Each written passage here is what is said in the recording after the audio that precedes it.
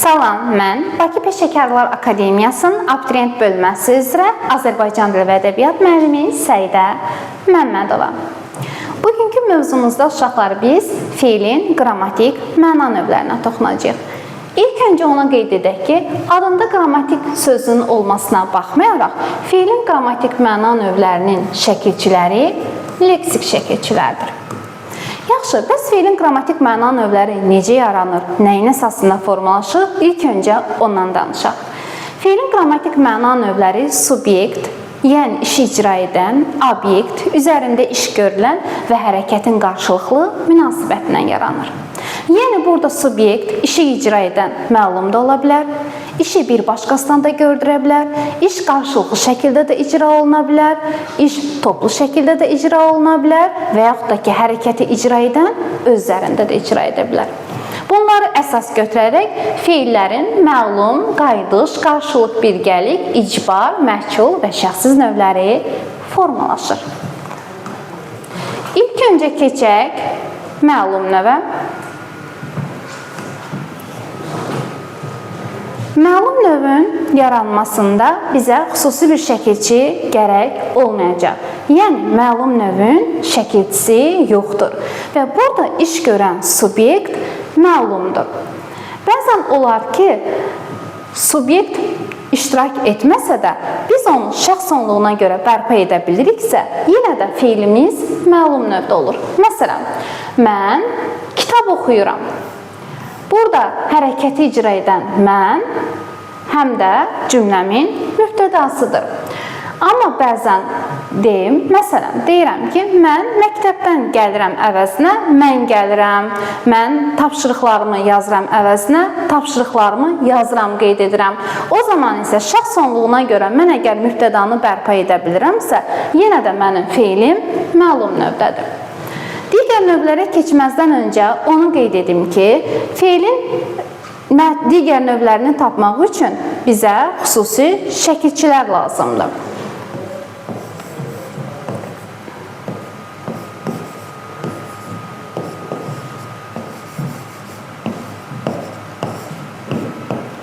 Və uşaqlar, feilin digər növlərini tapmaqda şəkilçilərlə yanaşı digər məqamlarda nəzər etmək gərəklidir. Məsələn, ilk öncə bilməliyik ki, şəkilçini müəyyənləşdirməliyik. Daha sonra baxmalıyıq ki, bu şəkilçi nitq hissəsi olaraq feili artırılsın. Üçüncü artıq biz məzmununa diqqət edirik. Keçid alaq məhkul növə. Məhkul növü yaratmaq üçün bizə ıl, ın, n şəkilçiləri lazım olacaq. Məhkul növdə iş görən qrammatik cəhətdən məlum olmur. Yəni, subyektin məlum deyil. Amma mütləq şəkildə cümləmin mübtədası olur və o mübtəda subyekt yox, obyekt olur. Məsələn, otaq təmizləndi. Baxırıq, təmiz sifətindən təmizləmək feili yaranıb, təmizləmək feilindən isə təmizlənmək feili yaranıb. Otağın kim tərəfindən təmizləndiyi məlum deyil. Ancaq bizim burada bir mübtədamız vardır və o mübtəda cümlənin subyekti yox, obyektidir. Mütləq ki, otağı təmizləyən biri vardır. Amma burada qeyd olunmayıb. Ola bilər ki, uşaqlar, deyim ki, otaq anam tərəfindən təmizləndi.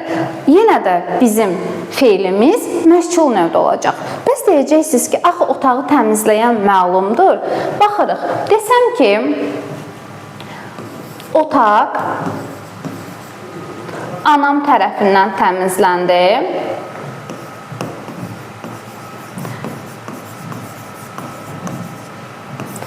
Yenə bizim diqqət etməli olduğumuz məqam nədir?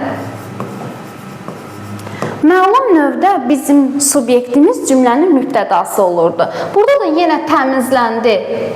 Təmiz sifətindən təmizləmək, təmizləmək feilində təmizlənmək yarandı. Yenə də bizim mübtədamız bizim obyektimizdir, subyektimiz deyil. Məlum növdə isə subyekt mübtəda rolunda olurdu. Məsələn, o zaman olacaq artıq anam otağı təmizlədi. Baxırıq, digər növə keçid alaq. Digər bir növümüz isə qayıdış növüdür. Qayıdış növdə eyni ilə məchul növ kimi eyni şəkilçilərin köməyi ilə düzəlir. Yəni, qayıdış növdə yaratmaq üçün bizə n şəkilçisi lazım olacaq. Yaxşı, bəs o zaman məchul növdən fərqi nədir? Məchul növdə hərəkəti icra edən subyekt məlum olmurdu. Amma qayıdış növdə isə hərəkəti icra edən subyekt həm də işi görəndir. Bir növ hərəkəti öz üzərində icra edir. Məsələn, hava açıldı feilinə diqqət edin uşaqlar. Hava açıldı. Açmaq feilindən açıldı yaratdıq, düzdür? Uşaq deyindi.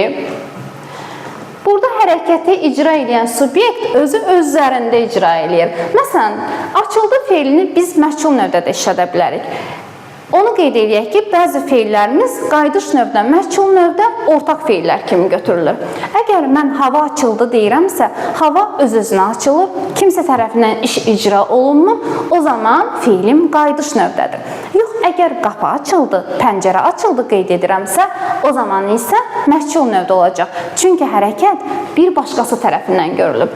Məsələn, burada çəkildi bir feilimiz var. Baxaq, əgər pərdə çəkildi deyirəmsə, şəkil çəkildi deyirəmsə, bu iş öz-özünə icra oluna bilməz. Bunu görən mütləq şəkildə bir subyekt vardır.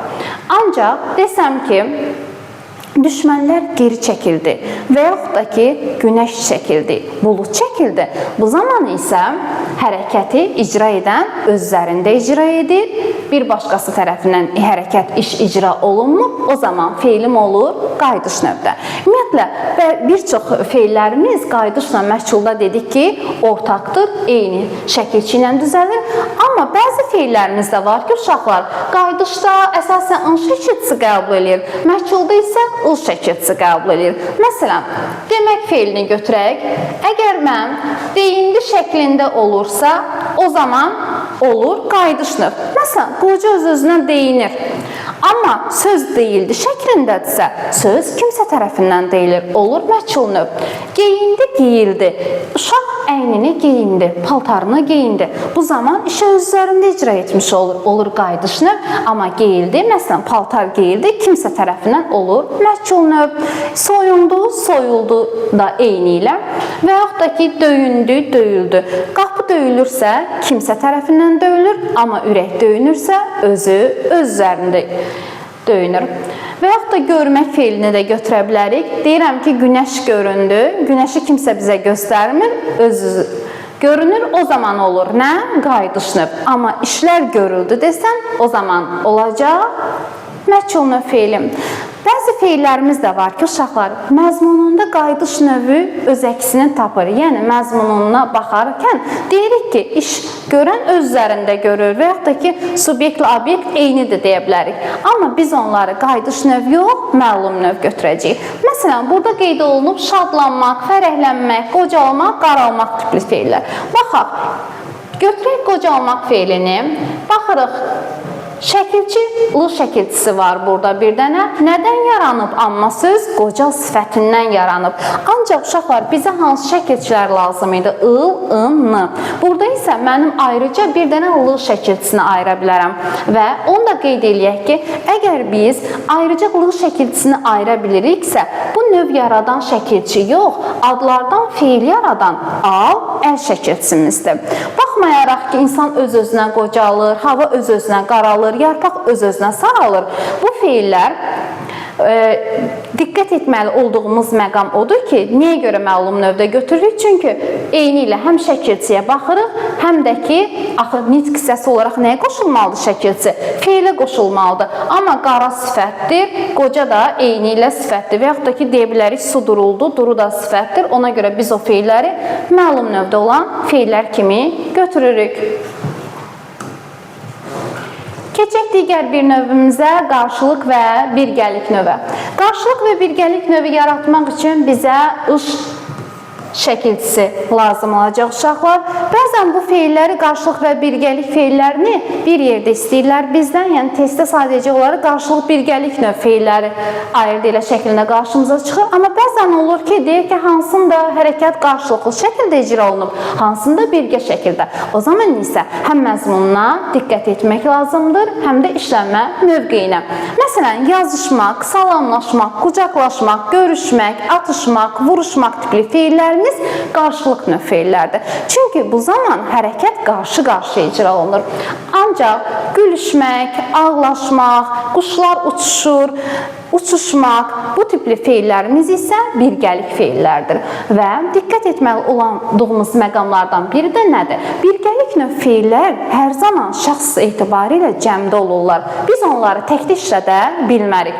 Məsələn, deyirəm, quşlar uçuşur, onlar uçuşur, amma quş uçuşur deyə bilmərəm. Amma yazışmaq feilini götürək, məsələn, biz yazışırıq da deyə bilərəm, mən yazışıram da deyə bilərəm. Demək, qarşılıq növ feilləri biz şəxs etibarilə təkdə də işlədə bilərik, ancaq birgəlik növ feilləri isə təkdə işlədə bilmərik. Keçdik növbəti bir feilimizin növünə, icbar növ. İcbar növü yaratmaq üçün bizə dır üstü 4 və t şəkilçisi lazımdır. Və onu da qeyd eləyək ki, uşaqlar, hər dır, t şəkilçili sözü biz icbar növ götürməyəcəyik, çünki onun məzmununa da diqqət etməliyik. İcbar növ ərəbcə məcbur sözündən götürülmüşdür. Burada işi subyekt özü görmür, bir başqasına gördürür və burada adətən iki subyektimiz olur. Biri işi görən, digəri isə işi gördürən. Məsələn, deyim, baba nəvəsinə məktub oxutdurur.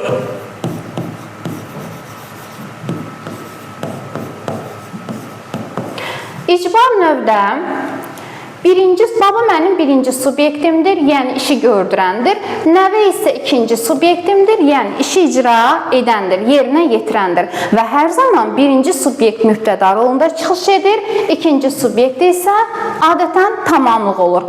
Ola bilər ki, birinci, ikinci və yaxud da ki, subyektlər iştirak etməsin, amma biz yenə icbar növ yaratmış ola bilirik. Məsələn, deyim ki, baba məktubu yazdırır. Bu zaman ikinci subyektim iştirak etməyəcək, amma yenə də işi bir başqasına gördürür, olacaq icbar növ. Və yaxud da qeyd edeyim ki, yükü daşıtdırdılar. Yenə də kimsə yükü kiməsə daşıtdırıbdır, amma subyektlərin heç biri iştirak etməyibdir.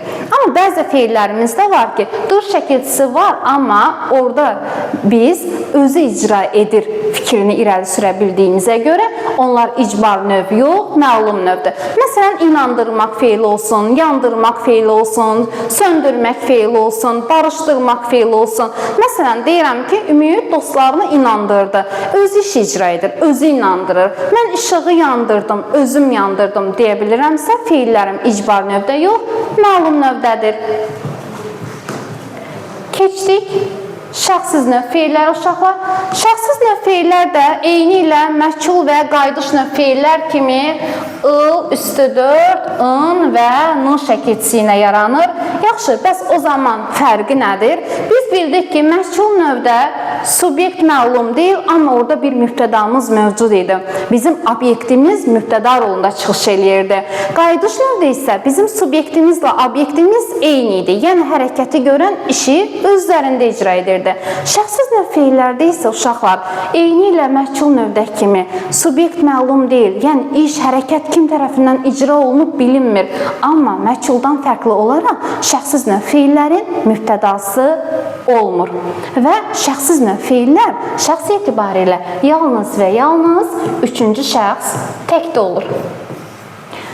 Adətən bu feillərimiz dilimizdə çox deyil, rəsmi üslubda əsasən istifadə olunur.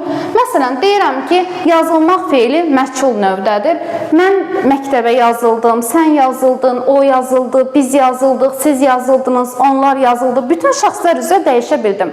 İndi baxaq baxılmaq feilə. Məsələn, ərizəmə baxıldı, nəyə? Mən baxıldı, sən baxıldı şəklində deyə bilmərəm. Yəni, şəxslər üzrə mən o feili dəyişə bilmədim. Və ən əsası da şəxssiz növ feilə mübtədanın sualını verə bilmirik. Çünki biz orada mübtədanı bərpa eləyə bilmirik. Bugünkü izahımız bu qədər. Gələn dərslərimizdə görüşərik.